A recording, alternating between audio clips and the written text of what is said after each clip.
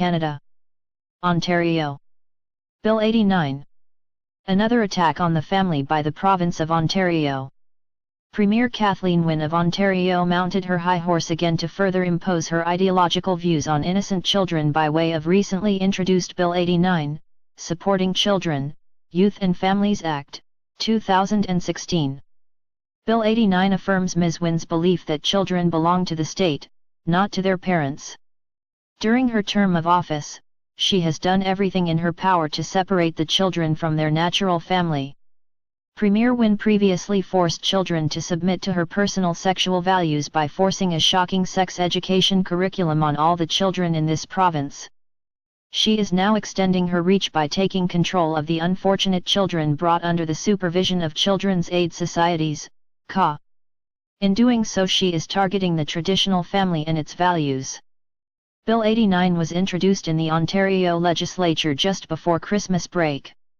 It is entitled Supporting Children, Youth and Families Act, 2016 and replaces the Child and Family Services Act dealing with child protection, foster care and adoption.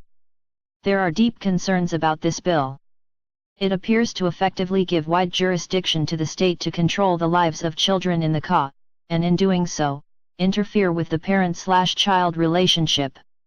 This occurs by defining the best interests of the child so broadly as to include the child's physical, emotional, mental, and developmental needs, as well as the child's race, ancestry, place of origin, color, ethnic origin, citizenship, family diversity, disability, creed, sex, sexual orientation, gender identity, and gender expression. That is, these broad sweeping provisions in the legislation make every family vulnerable to the removal of their children from their home on the basis of the ambiguous provisions listed in the bill as defined by the government, especially by regulations, which require no public debate or approval by the legislature. For example, this proposed legislation permits the CA to withdraw a child from its family if it is determined the child is likely to suffer emotional or mental harm, or for a parent's failure to provide the child with services or treatment. If a child decides he/she is of a gender other than his/her biological gender, the parents are required by this legislation to provide transgender medical services to the child or risk the child being removed from the home. The reality, too, is that many children do resist parental direction as a part of the growing up process. As a result, they may experience mental and emotional discomfort when their parents insist that they do as instructed. This parent/child conflict could, under provisions of the bill, lead to the removal of the child from the home. Unlike the previous act, a child's religion is no longer a factor to be considered in determining the child's best interest. That is, religious faith has been removed at nearly every reference contained in the previous act.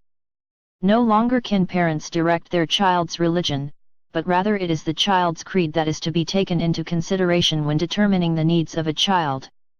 This provision will create conflict within the family over such issues as abortion, gender identity, or even assisted suicide if the child decides that is what he/she wishes. The inclusion of children in the assisted suicide legislation is currently being heavily advocated.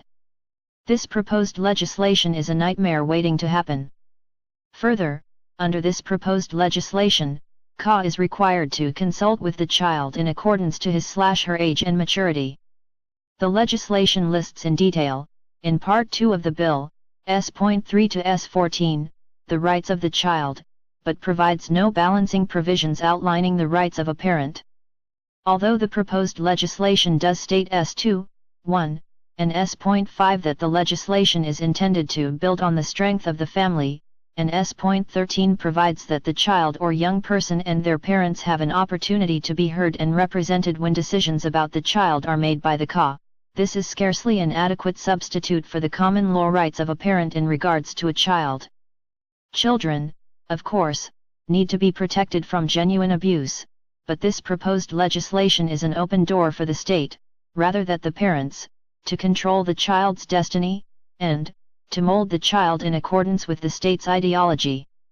Alarmingly, Bill 89 also extends the jurisdiction of the state by permitting the minister to issue a compliance order for the CA to comply with the legislation and regulations.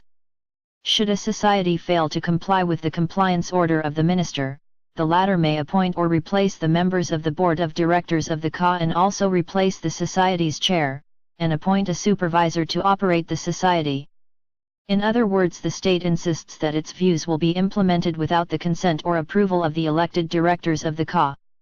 This completely overturns the responsibilities of a CA, which previously had always been a part of the community in which the child is living. Individuals interested in the welfare of children become members of the society and they elect, from among themselves, a board of directors who determine policy and hire employees who would reflect their community and its values. Under Bill 89, the board of directors is to be a mere rubber stamp for the ideological views of the government with the exception of the First Nations, Inuit and Métis communities. This bill is a control over the traditional natural family and usurps the responsibility of the parents to raise their children according to their own values.